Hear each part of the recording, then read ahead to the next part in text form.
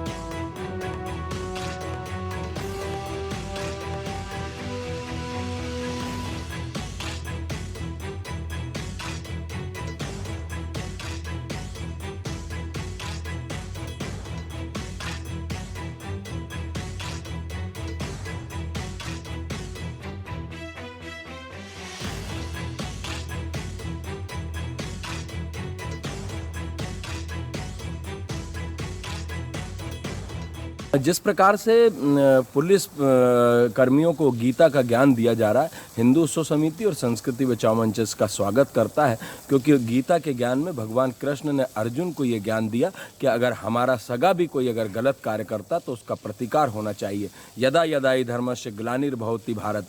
भगवान कृष्ण ने जब अर्जुन को ये ज्ञान दिया कि महाभारत के युद्ध में कि अगर ये लोग गलत हैं तो इनका भी हमको प्रतिकार करना पड़ेगा, हमारे सामने ये विरोधी के रूप में अगर प्रकट हुए तो इनको दंड देना चाहिए। इस प्रकार का ज्ञान अगर प्राप्त होता है तो इसका हिंदू उत्सव समिति संस्कृति बचाओ मंच स्वागत करती है। ना कि हमने कभी जो है हमारे यहाँ छत्रपति शिवाजी और महाराणा प्रताप महान हुए, लेकिन पहले ये पढ़ाया जाता था कि अकबर महान है, बाबर महान है, टीपू सुल्तान महान है। और अब ये सब चीज़ें गीता का ज्ञान या रामायण या हमारे धर्म ग्रंथ हैं, इन धर्म ग्रंथों को अगर पुलिस कर्मियों को पढ़ाया जाएगा तो मुझे लगता है कि मर्यादा और संस्कार और संस्कृति सभी जो है संजोकर रखने का जो सरकारें प्रयास करना चाह रही हैं वो प्रयास होगा।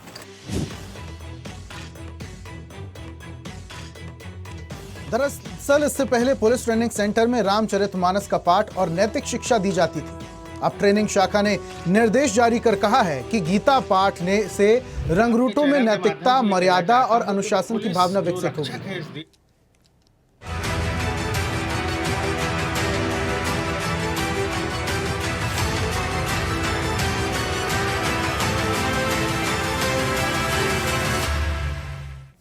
तो गीता के पाठ को लेकर अब सियासत हो रही है, सियासी बयानबाजी भी खूब गरमा रहे हैं। इसको लेकर आज हम चर्चा करेंगे। कुछ मेहमान हमारे साथ जुड़ रहे हैं, उनसे समझेंगे कि गीता का पाठ रंगरूटों के लिए कितना वाजिब है और क्या किसी और धर्म की बड़ी पुस्तकों को वाचित करना भी जरूरी है। जो बहस गरमाई है इस पर हम चर्चा करेंगे। मेहमान हमारे साथ है बीजेपी प्रवक्ता सचिन सक्सेना। सचिन जी, बहुत स्वागत आपका। और इसी के साथ संस्कृति बचाओ मंच के चंद्रशेखर तिवारी हमारे साथ है। चंद्रशेखर जी, बहुत स्वागत आपका। और मुस्लिम स्कॉलर भी हैं आबिद मुबारक, बहुत जल्दी हमारे साथ जुड़ेंगे। और इस चर्चा की शुरुआत सचिन जी मैं आपसे ही करता हूं। जिस तरीके से अब ये आदेश दिया गया है पुलिस ट्रेनिंग सेंटर में भगवत गीता का पाठ कराया जाए, अब ऐसे में सियासी बवाल मचना तो लाजमी था, क्योंकि ट्रेनिंग सेंटर में या हम कहें पुलिस भर्ती में सिर्फ हिंदू तो नहीं भर्ती होता है, सिख भी भर्ती होते हैं, मुस्लिम भी भर्ती होते हैं। कल को वो भी कहेंगे कि हमारे धर्म ग्रंथ भी पढ़ाए जाएं। देखिए ऋषभ जी, आपके माध्यम से आपके सभी दर्शकों को मेरा नमस्कार। मेरे जो को पैनलिस्ट हैं तो मेरा बहुत बहुत नमस्कार। अगर हम इतनी सी बात को समझ लेंगे कि गीता है क्या, जब हम बात करते हैं गीता की, तो गीता तो कर्म प्रधान है, कर्म पे आगे बढ़ने के लिए प्रेरित करती है, वो धर्म के लिए तो प्रेरित नहीं कर रही ना। तो मन में ये संशय क्यों, मन में भाव क्यों? जब हम बात कर, सिर्फ एक ध्येय रख लीजिए, श्री कृष्ण वंदे जगत गुरु, मतलब श्री कृष्ण ही इस जगत के गुरु हैं। अगर हम इतनी सी बात को मान ले, इतनी सी बात को हम समझ ले, जिनके श्रीमुख से भगवत गीता निकली है, और उस भगवत गीता को आत्मसात करके, उसके श्लोकों को आत्मसात करके पांडवों ने युद्ध लड़ा है और धर्म की विजय को स्थापित किया है। तो जब हम इतनी सी बात को समझ लेंगे ऋषभ भाई, तो निश्चित रूप से इस प्रकार का कोई विवाद कहीं पर भी नहीं होगा। गीता धार्मिक ग्रंथ अपने आप में जो है, वो उसको इस प्रकार से जोड़ना, गीता तो अनुशासन सिखाती है ना, गीता तो कर्म करना सिखाती है, गीता तो मंगल और कल्याण सिखाती है, गीता तो सत्य को सिखाती है, गीता तो उस राह पे चलना सिखाती है जिसमें कि ना अपना है ना पराया है। गीता तो इस बात को भी सिखाती है कि अगर सामने कोई अधर्म का ध्वज लेके खड़ा है, तो भले वो आपका अपना भी हो, तो आप धर्म की राह को स्थापित करते हो, उसका संहार करो, इस बात को सिखाती है, वो अनुशासन को सिखाती है। मुझे नहीं लगता कि इसमें किसी भी प्रकार से कोई भी धार्मिक भावनाओं को आहत करने वाली बात है। लेकिन जो कांग्रेस की राजनीति करना, उसको जो अपने वोट बैंक को, एक जो तुष्टिकरण की राजनीति उसको करना, अपने वोट बैंक को संतुष्ट उसको करना है, इसलिए वो इस प्रकार के कहीं ना कहीं मुद्दे उठाती है और इसका विरोध करती है। इसके पूर्व भी आपने देखा कि जब जबलपुर में एक स्कूल में जिस प्रकार से शुक्रवार की छुट्टी घोषित की गई थी, तो कांग्रेस ने उसकी तरफदारी की थी। वहां योग का कांग्रेस विरोध करती है, वो सूर्य नमस्कार का कांग्रेस विरोध करती है।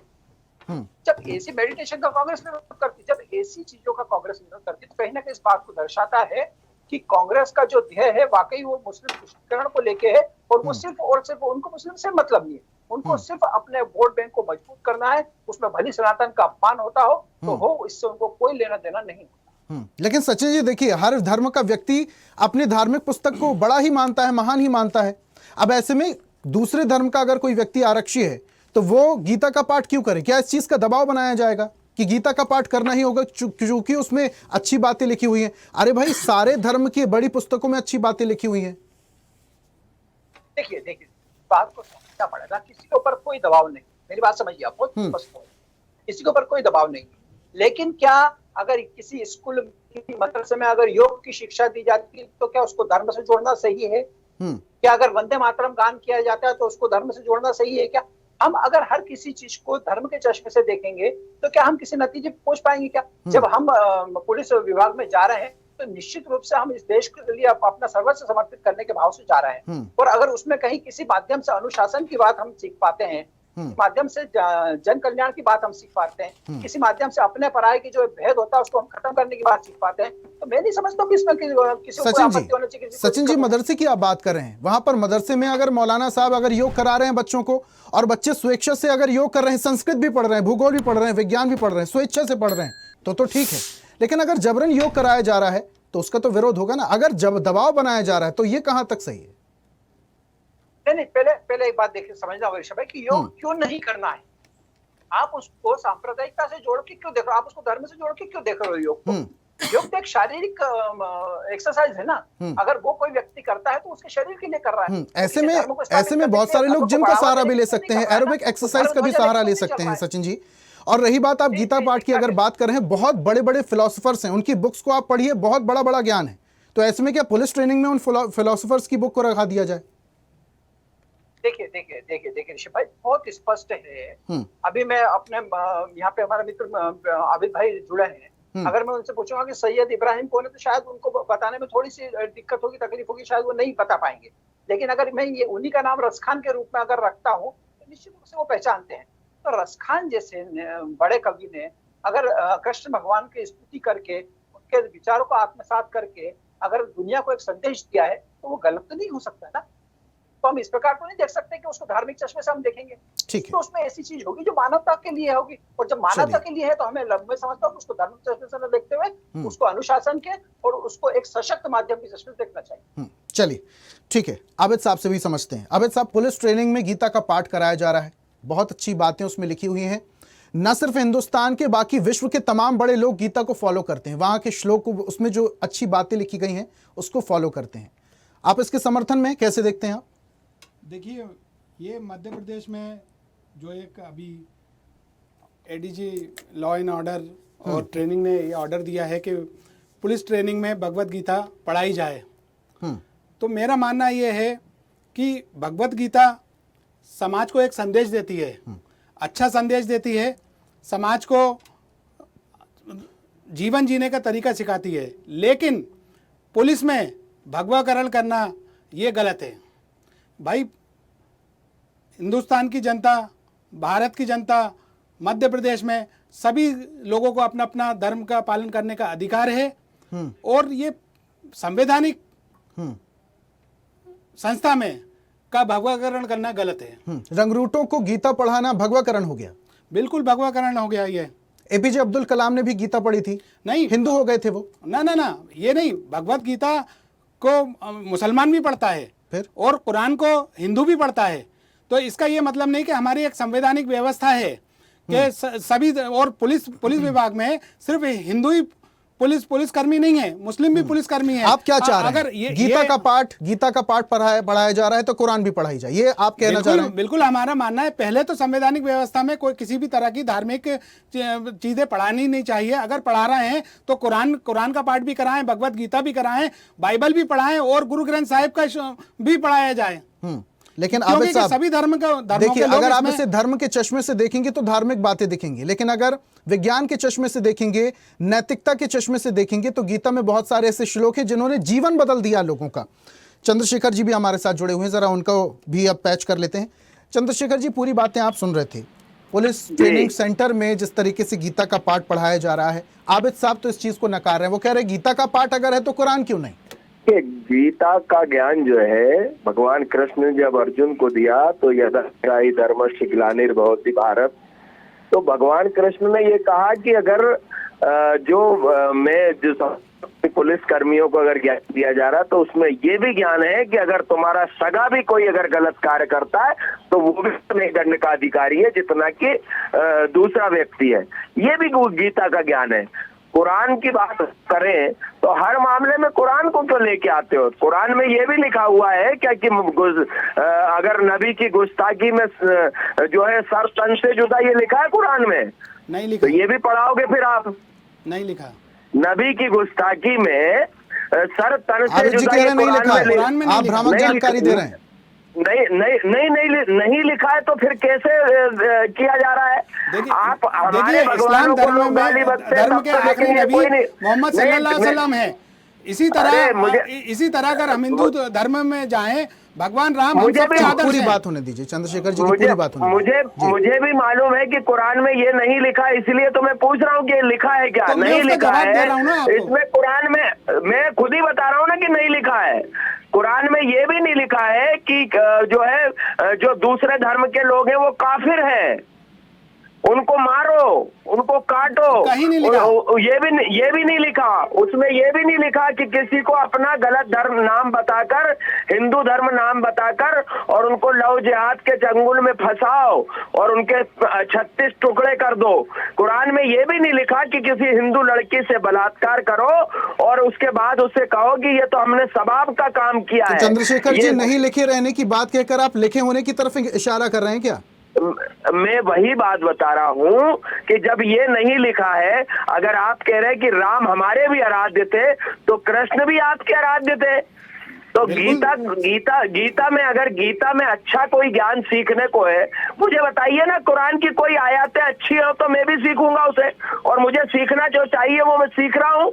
मैंने पढ़ा है, कुछ चीजें पढ़ी है मैंने, तकरीरें सुनी। कुरान सारा पूरी इंसानियत के लिए बनाया गया है कि सिर्फ एक इस्लाम के लिए या मुसलमानों के लिए नहीं बनाया गया है, पूरी कायनात के लिए बनाया गया है। आप पढ़िए, कुरान जीने का तरीका सिखाता है, जिंदगी गुजारने का तरीका सिखाता है। उस इंसानियत का सदुपयोग कहाँ कर रहा है मुस्लिम समाज? देखिए, हर समाज में हर तरह के लोग होते हैं। क्या हिंदू समाज में आपराधिक प्रवृत्ति के लोग नहीं है? आप बताएं कि 100% हिंदू समाज में नेक लोग हैं, अपराध नहीं करते क्या? नहीं, देखिए, तो अगर वो अपराध करते हैं तो हम सारे हिंदू समाज को उसमें उनके ढंग में नहीं देख सकते। अपराध की अगर श्रेणी गिनाएंगे तो आप अपराध की अगर हमारी संख्या 10% होगी तो आपकी 60% ऐसा नहीं है। ऐसा नहीं है। आप डेटा देखिए, मैं स्वयं एडवोकेट हूँ, ऐसा नहीं है। ये आपका कहना गलत है। आप हिंदू होने के नाते या आप संस्कृति बचाओ या हिंदुस्तान समिति के अध्यक्ष हैं, तो आप गलत तथ्य नहीं दे सकते किसी को। नहीं, तथ्य तो पूरा सत्य दे रहा हूं मैं, लेकिन अपराधी होता है, हिंदू हो चाहे मुसलमान हो, अपराधी ही होता है। लेकिन जो आपने बात करी उस बात की बात मैं कर रहा हूं।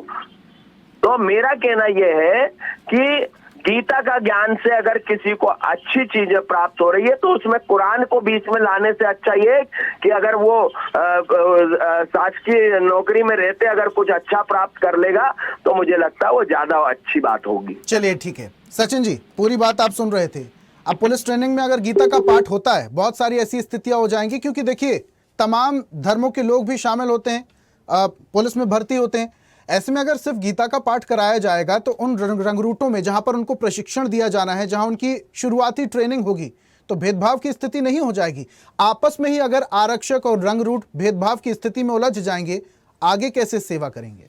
भाई, जवान कोई भी हो, जब वो भर्ती होता है ना, तो वो इस भाव से भर्ती होता है कि मुझे इस देश की सेवा करनी, जनता की सेवा करनी, भले वो पुलिस का जवान हो या वो सेना का जवान, वो हिंदू बन के या वो मुसलमान बन के नहीं होता। तो जिस प्रकार की ट्रेनिंग वहां पे होती है, उस प्रकार की ट्रेनिंग में सम्मिलित होके और वो अनुशासन का पाठ पढ़ता है और वो अपने उस पढ़े हुए पाठ को कैसे जनहित में उपयोग कर सके उस दिशा में कार्य करता है।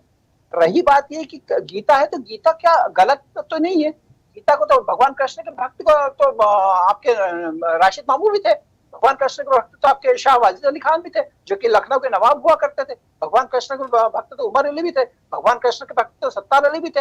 इन लोगों ने तो काव्य रचित है, ये इन लोगों ने काव्य की रचना की है। ये तो वो बड़े बड़े लोग हैं जिन्होंने भगवान श्री कृष्ण के विचारों के, उनको ज्ञान को आत्मसात करके कहीं ना कहीं उससे पृष्ठों पे उखेरा है। तो ऐसे लोग, जब इतने बड़े बड़े लोग जो मुस्लिम थे और वो अगर भगवान कृष्ण का कहीं ना कहीं अनुसरण कर रहे हैं, अनुपालन कर रहे हैं उनके विचारों का, तो मैं नहीं समझता हूँ कि इसको लेके किसी प्रकार से कोई, देखिए क्या समस्या कहाँ आती है, जब उसका राजनीतिकरण करने का प्रयास किया जाता है, जब कांग्रेस उसमें कूद रही है।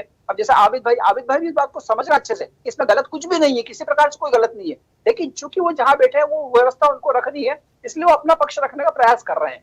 बहुत स्पष्ट ये है कि जब भी कोई जवान सेना में भर्ती होता है, वो किसी भी सेना में भर्ती हो रहा हो, तो वो हिंदू और मुस्लिम या सिख या ईसाई का अपना जो उसका व्यक्तित्व उसको छोड़ के और एक देश के जवान के रूप में भर्ती होता है। तो मुझे लगता है कि उसके मन में इस प्रकार की बातें डालना, हम ही लोग डाल रहे हैं, इस प्रकार की बातें डालना उचित नहीं है। तो उसका कार्य करने देना चाहिए, उसको उसके जो मानक है, जो उसके आदर्श है, उसको चलने के लिए प्रेरित करना चाहिए। चलिए ठीक है आबिद साहब, जितने भी बड़े ग्रंथ हैं, चाहे गीता की बात कर लूं, कुरान की बात कर लूं, गुरु ग्रंथ साहिब की बात कर लूं या फिर बाइबल की मैं बात कर लूं, ये जितनी भी पुस्तकें लिखी गई, क्या इस पर सिर्फ एक धर्म का, एक विशेष व्यक्ति का कॉपीराइट है? क्योंकि जब ये लिखी जा रही थी तो पूरे विश्व के कल्याण के लिए, मानव जाति के कल्याण के लिए लिखी गई हैं, और वही इन किताबों का उद्देश्य भी है। और ऐसे में अगर गीता पाठ पढ़ाया जा रहा है और उससे कहीं ना कहीं नैतिकता को बढ़ावा मिलता है, जो रंगरूट हैं, जो नए भर्ती आरक्षी हैं, उनके रहन सहन में बदलाव आता है, उनकी सोच में बदलाव आता है, उनकी कार्यशैली में बदलाव आता है, बुरा क्या है? भारत का संविधान हमें ये सिखाता है कि संवैधानिक व्यवस्था के अंदर धर्म से ऊपर उठ के हमें कार्य करना चाहिए। हमें जो कर्तव्य सरकार के द्वारा और देश की जनता ने हमें जो दिया है, हम उस कर्तव्य को करना चाहिए। अगर हम संवैधानिक संस्था में का भगवाकरण करेंगे या किसी भी तरह का धार्मिक उसमें धार्मिक विचार डालेंगे, तो ये एक टकराव की स्थिति है।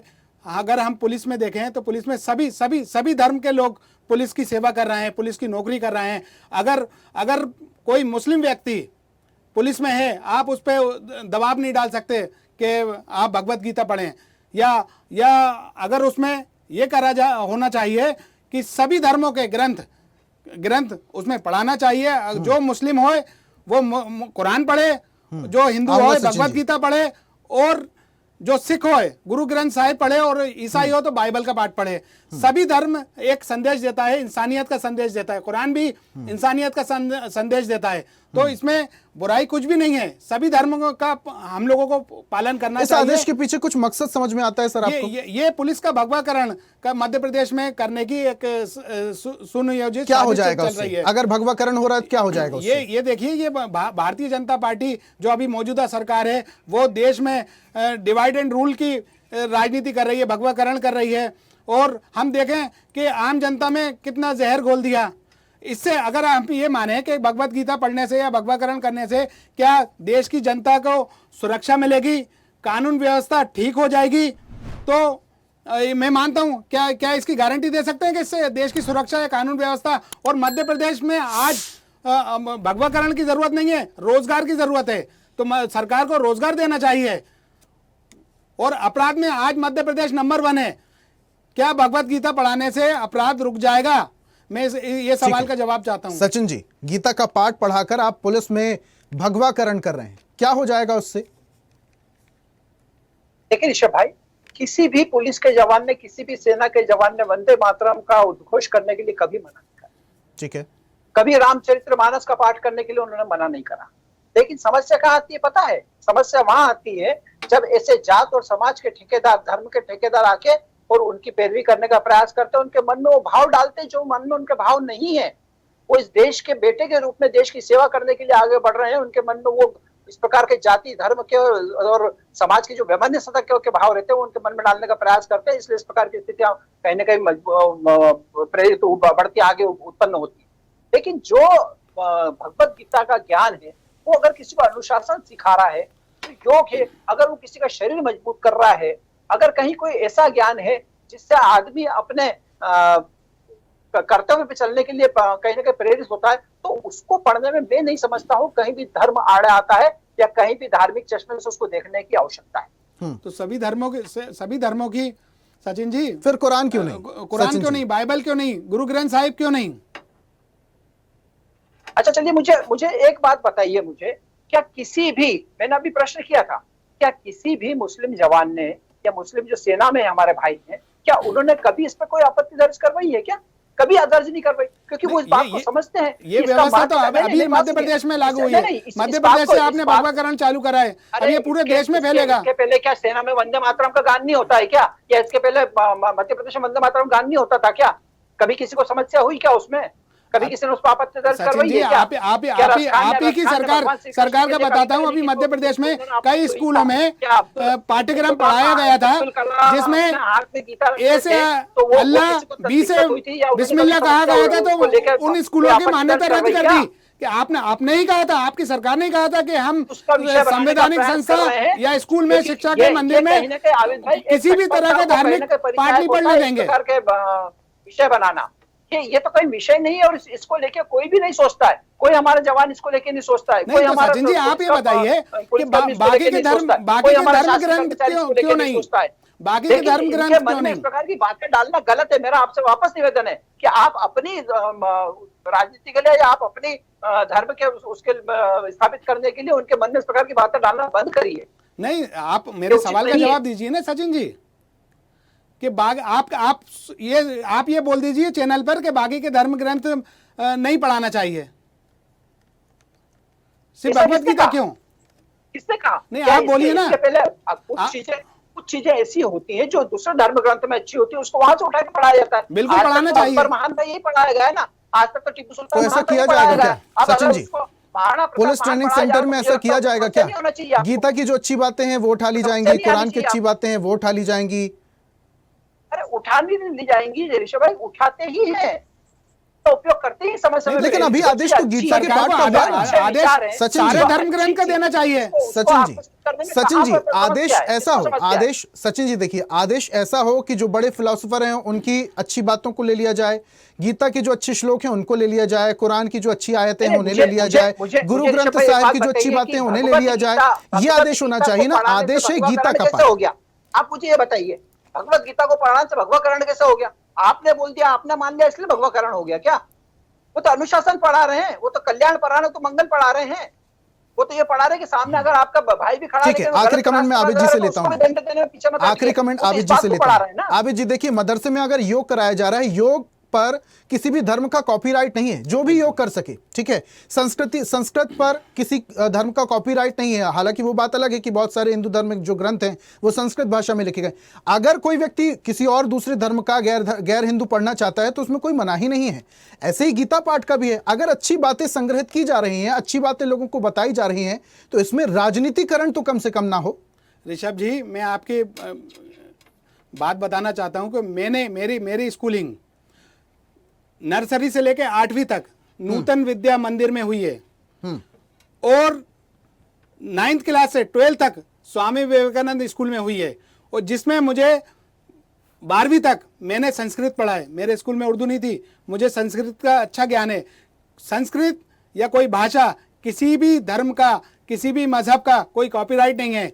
हमें जो अच्छा लगता है हम वो पढ़ते हैं, लेकिन भारत के संविधान की एक व्यवस्था है कि संवैधानिक संस्था को धर्म से ऊपर रखा जाएगा, धर्म से ऊपर रखा जाएगा।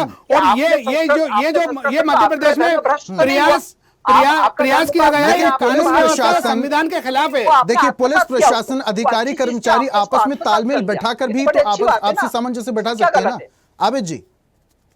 नहीं, देखिए, पुलिस में या कोई भी संवैधानिक संस्था में सभी धर्मों के लोग होते हैं, सभी धर्मों के लोग होते हैं। मेरा कहना है कि गीता पाठ कराया जा रहा है, अगर गीता की अच्छी बातें अगर लोगों को सिखाई जा रही तो आपको आपत्ति नहीं होना चाहिए। तो कुरान की भी अच्छी बात को ये आप डिमांड कर सकते हैं, चाहिए। ये आप डिमांड कर सकते हैं कि भाई कुरान भी पढ़ाइए, बाइबल की भी पढ़ाना चाहिए, आप एक गुरु ग्रंथ साहिब भी पढ़ाना चाहिए। आबिद जी, सिर्फ पर्टिकुलर एक धर्म कर आप ये फूट डालो और राज करो, या पुलिस में आप टकराव की स्थिति पैदा करने की कोशिश कर रहे हैं।